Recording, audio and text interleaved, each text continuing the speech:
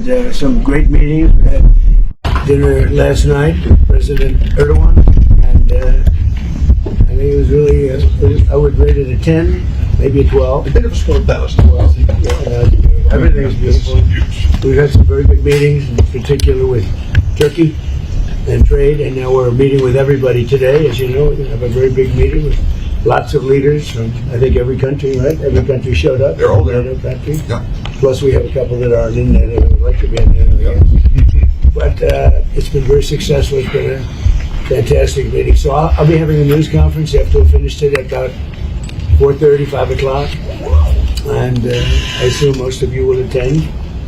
But a lot of things have been determined, and some things haven't, frankly.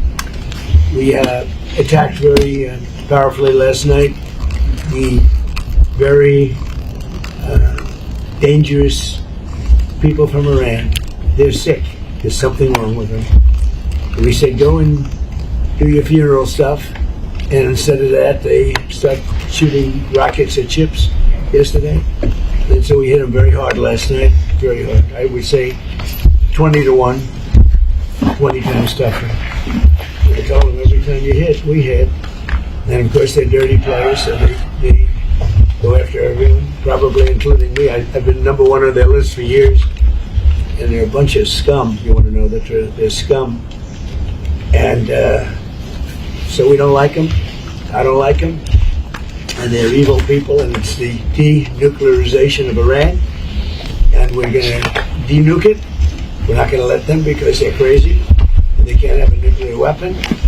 And they go around killing people. They've killed thousands and thousands of our soldiers. They've killed hundreds of thousands of innocent people. They had the roadside bomb, Soleimani. I took care of him, first term. And that was a big thing, because I think he probably would be a lot stronger had he been around, because he was a bad guy, but he was an evil genius, but a bad guy. And he was the father of the roadside bomb. The roadside bomb is a bomb that goes on when you're driving your little vehicle around, and it goes on and you have no legs, no arms, and no face. And they've killed thousands and thousands of people. Even the SS Cole was theirs. You remember that disaster. So I don't like them at all. And frankly, I think we waste a lot of time with them. I think we should just do our business. Can you imagine? They start shooting bombs, actually missiles at ships yesterday. Saudi Arabia, Kuwait, a couple of others. And I don't think they know what the hell they're doing, but they're bad people, very bad people. I think they're incompetent, by the way. Because if they were competent, they would have made a deal a long time ago, like, how about 47 years ago? So they've been in trouble for 47 years, and we took out their first set of leaders, we took out their second set of leaders. They want to take out the U.S. leader, me. I'm on every list. I saw a thing this morning, I'm on every single one of their lists. And so far, I guess I've been a little bit lucky, but that maybe doesn't last very long, because that's the way it goes. But we have great people. But these are evil, sick people, and we have to rid their cancer. Their cancer. And you know what you do? You got to cut out cancer early. Man, that's the way I feel. And I want to thank Mark. He's been a great Secretary General of NATO. I'm not happy with NATO because of what they did with Greenland. And I'm not happy with NATO because of the fact that they didn't want to help us with the number one state sponsor of terror, that's Iran. They were unwilling to help us. Now, in all fairness, I didn't speak to Mark about it. I think if I did, it might have been different, but we didn't need help. But I was really testing. I wanted to see whether or not they'd be there. And the answer is they were. I spoke to Germany, I spoke to France, spoke to UK, spoke to Italy, I didn't speak to Spain. Spain is a wasted cause. We don't want to do any trade business with Spain anymore, by the way. I'd like you to cut it out. Spain is a terrible partner in NATO. They don't participate, they don't pay. I don't want anything to do with Spain. Cut off all trade with Spain, please, including visits. Okay, we don't want anything to do. Watch them come running back. Oh, they'll come running back. They treat this man terribly, and this man's a good man too, great man. They're lucky they have him. But Spain doesn't agree to anything. and you shouldn't carry them. I mean, you sort of automatically carry because you're protecting an area, so they're there. So they probably figured they have to protect us, right? But we don't have to. We don't have to trade with them. I don't want to do any more trade with them. All right? Sure. Take it immediately. You don't even talk to them. They're hopeless. Bad people because, you know, they have everybody else going and paying and working. In Spain, in particular Spain, there are a couple of others, but in particular Spain, they're open about it. They're hostile about it. And let's see how hostile they remain when they call up and they, please, we want to trade with you, sir. We want to trade with you, sir. They make so much money with us, and we're going to see that they make a lot less. I want no business with them. So, other than that, we're having the big meeting in a little while, and I'm going to relate my problems. Greenland is a big problem for us, and the other big problem is the fact that when we wanted them, we didn't want them badly, but we did say, if you want to join us, and they all said no.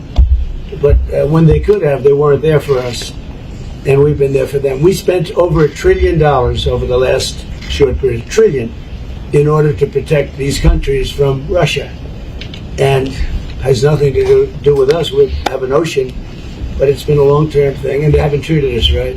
And Mark understands that. He understands that, and we're going to work something out, I think, one way or the other. But we've been treated unfairly. We pay disproportionately. We had a time when we were paying 100%. We were paying 100% of NATO, and yet a lot of the countries weren't paying anything. But there was calls made a few weeks ago. I spoke with the UK, and the Prime Minister said, well, we don't want to help you now, but we'll help you when the war's over. I said, that's not good. And likewise, I spoke to Germany. They didn't want to help. Spoke to France. They didn't want to help. Nobody wanted to help. Some of the very small countries wanted to help because they're the most vulnerable. I mean, that's the only reason they wanted to help.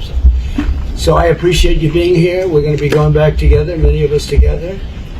And again, I want to say, despite the fact that I'm very upset with NATO, that we pay far, far too much, billions and billions of dollars too much, because it's unfair, because we're protecting them.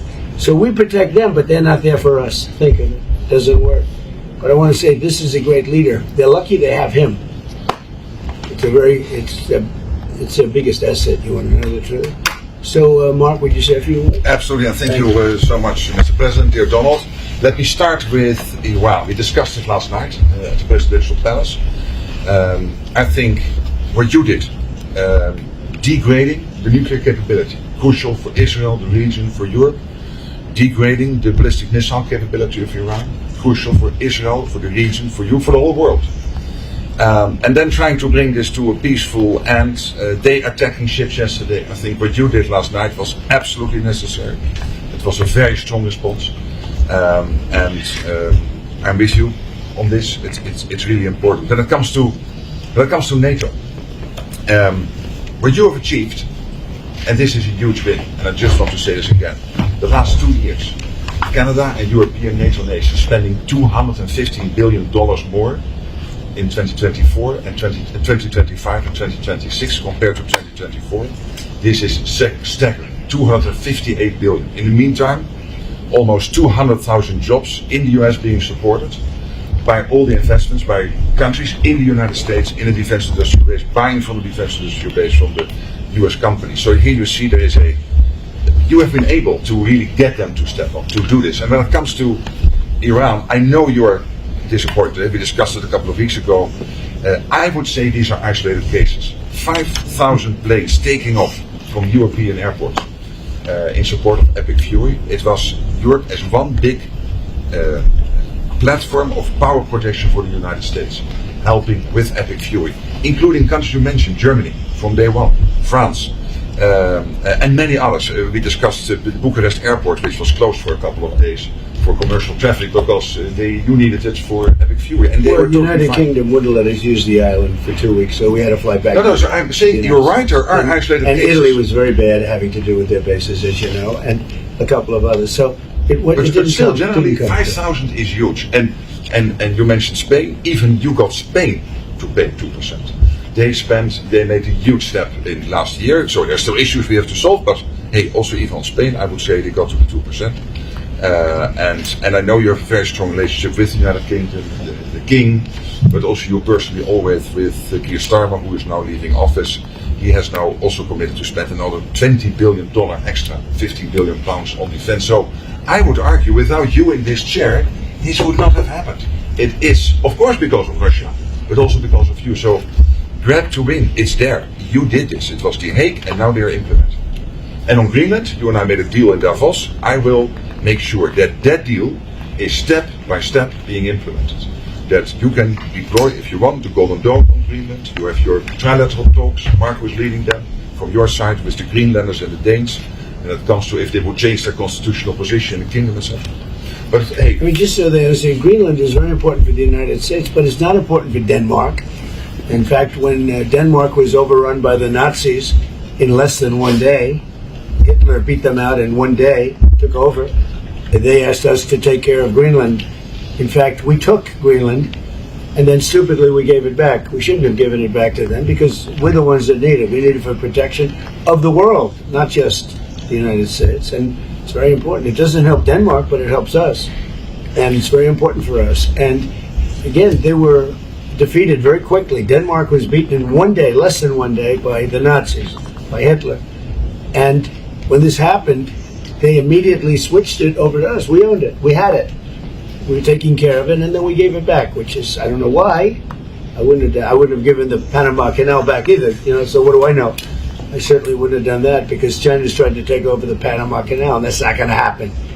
So, but I just, it's interesting. I'm very unhappy with NATO, and yet this man is a great leader, and he gets it. He gets it maybe better than some of the leaders. But also your allies get it, thanks to you. That is important. Yeah. I could not do this without you. It's too bad Biden didn't do it, or Obama. Hey, but you are here now. Obama. And you're Trump 45, and Trump 47. In total, more than $1.2 trillion. I call this the Trump trillion. No, it's true. $1.2 trillion extra spent by Canada and the And I'm not only blaming NATO. Yeah. They got a free ride. And not if anymore. Biden had any brain, which he didn't, he would have said, you got to pay more. And same with Obama. Two bad presidents. But they could have asked, and he would have done that too. It would have been, who knows? But who knows if they would have done it. And it is huge. It should have happened years ago. And it couldn't. But Obama didn't do it. And Biden didn't do it. And frankly, Bush didn't do it either.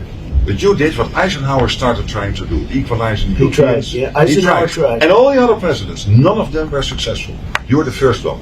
It's your win. Your win in The Hague. That's why I like him. And you win now. That's why I like him. This is true. Without you, this would not have happened. Really, do you have any questions? Mr. President, on Iran, is the ceasefire over? Is the ceasefire done? Is the MOU dead? It's a very interesting question. To me, I think it's over. I don't want to deal with them anymore. They're scum. You know what scum is? They're scum. They're sick people. They're led by sick people. And they're vicious, violent people. And if they had a nuclear weapon, they'd use it. As far as I'm concerned, it's over. I'll speak to our negotiators. They want to negotiate. They're good people. Steve Witkoff, Jared Kushner. But they have to come back to me. As far as I'm concerned, it's just a waste of time dealing with them. They're liars. We make a deal.